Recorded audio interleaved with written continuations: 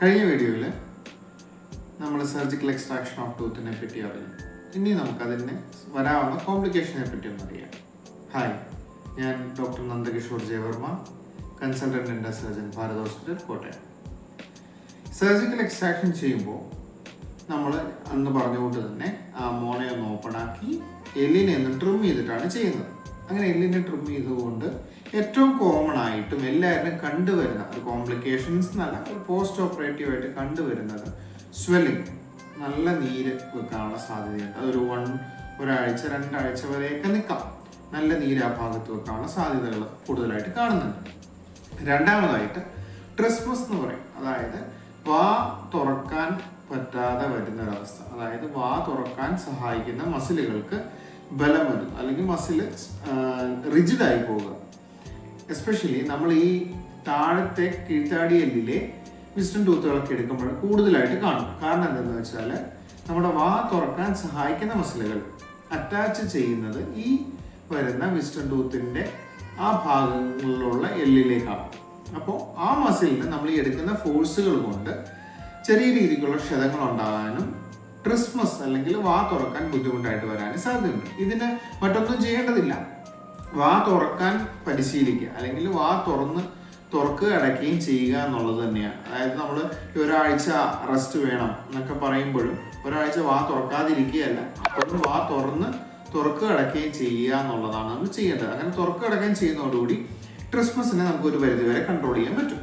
മൂന്നാമത് കാണുന്നത് വളരെ റെയറായിട്ട് കാണുന്നതാണ്, നമുക്ക് പരസ്തീഷ്യ എന്ന് പറയും, അല്ലെങ്കിൽ മരവിപ്പ് കണ്ടിന്യൂ ചെയ്ത് നിൽക്കുക. നമ്മൾ ഈ കൊടുക്കുന്ന ഇഞ്ചക്ഷൻ്റെ എഫക്റ്റ് കഴിഞ്ഞാലും മരവിപ്പ് നിൽക്കുക. അതൊന്നില്ലെങ്കിൽ നാവിൻ്റെ സൈഡിൽ നിൽക്കാം, അല്ലെങ്കിൽ ആ എല്ലിൻ്റെയും നമ്മുടെ ആ ഭാഗത്തെ കവിളിൻ്റെയൊക്കെ സൈഡിൽ, ചുണ്ടിൻ്റെയൊക്കെ സൈഡിൽ മരവിപ്പ് പെർസിസ്റ്റ് ചെയ്യാറുണ്ട്. ഇതെന്തുകൊണ്ടാണെന്ന് വെച്ചാൽ നമ്മുടെ കീഴ്ത്താടി എല്ലിലേക്ക് വരുന്ന നെർവ്, അതായത് കീഴ്ത്താടി എല്ലിൻ്റെ വലതു ഭാഗത്തും ഇടതു ഭാഗത്തും 2 നെർവുകൾ വരുന്നുണ്ട്. ആ നെർവാണ് ആ ഒരു ഭാഗത്തെ മുഴുവൻ ഇനർവേറ്റ് ചെയ്യുന്നത്, അല്ലെങ്കിൽ ആ ഭാഗത്തേക്കുള്ള സപ്ലൈ കൊണ്ടുവരുന്നത്, ആ ഭാഗത്തു നിന്നുള്ള ടച്ച് അങ്ങനെയുള്ള സെൻസേഷൻസിനെ അറിയിക്കുന്ന ആ ഒരു നെർവാണ്. നമ്മുടെ ഈ വരുന്ന നെർവ് നമ്മുടെ വിസ്ഡം ടൂത്തിൻ്റെ, അതായത് കീഴ്ത്താടിയിലെ മൂന്നാമത്തെ അടപ്പലായ വിസ്ഡം ടൂത്തിൻ്റെ ഏറ്റവും അടുത്തുകൂടെയാണ് ഇത് പോകുന്നത്. അങ്ങനെ ഇരിക്കെ നമ്മൾ ഈ വിസ്ഡം ടൂത്തിനെ എടുക്കുമ്പോൾ അതിൻ്റെ ഫോഴ്സ് ചെന്നിട്ട് ചില പേഷ്യൻസിൽ ഈ നെർവിന് ചെറിയ രീതിയിലുള്ള ക്ഷതങ്ങൾ സംഭവിക്കും.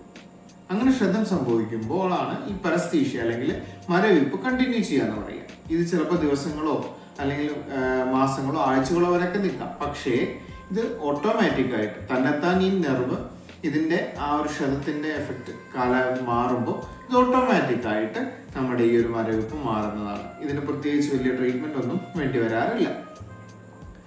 പിന്നീട് നമുക്ക് വരുന്നൊരു പ്രശ്നം എന്താണെന്ന് വെച്ചാൽ പെയിനാണ് മൂന്നാമത്തെ പ്രശ്നമായിട്ട് വരിക. അതായത് നമ്മൾ ഈ പല്ല് എടുത്തതിന് ശേഷം 3-ാം ദിവസം അല്ലെങ്കിൽ 4-ാം ദിവസം ഒക്കെ ആകുമ്പോഴൊക്കെ സിവിയർ ആയിട്ടുള്ള പെയിൻ വരാനുള്ള സാധ്യതകൾ ചിലവരിൽ കാണുന്നുണ്ട്, ചില പേഷ്യൻസിൽ കാണുന്നുണ്ട്. അതെന്തുകൊണ്ടാണെന്ന് വെച്ചാൽ ഡ്രൈ സോക്കറ്റ് എന്ന് പറയും. നമുക്ക് പല്ല് എടുക്കുമ്പോൾ, അതായത് നമ്മൾ അത്രയും ഫോഴ്സ് കൊടുത്തും എല്ലിനെ ട്രിം ചെയ്തൊക്കെ എടുക്കുന്നത് കൊണ്ട് നമ്മൾ പല്ല് എടുത്തതിന് ശേഷം 3-ാം ദിവസം അല്ലെങ്കിൽ 4-ാം ദിവസമാണ് കോമൺ ആയിട്ട് ഈ ഒരു പെയിൻ വരിക. നല്ല കലസ്റ്റലായ പെയിൻ ആയിരിക്കും.